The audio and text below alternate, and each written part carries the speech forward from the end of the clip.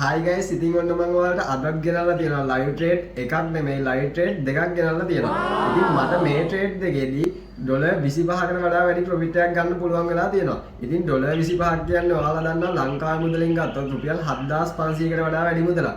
ඉතින් ඔයාලට මෙතනදී හොඳට බලා ගන්න පුළුවන්. මම මෙතන එක trade එකකට දාලා තියෙන්නේ ඩොලර් 4.9යි.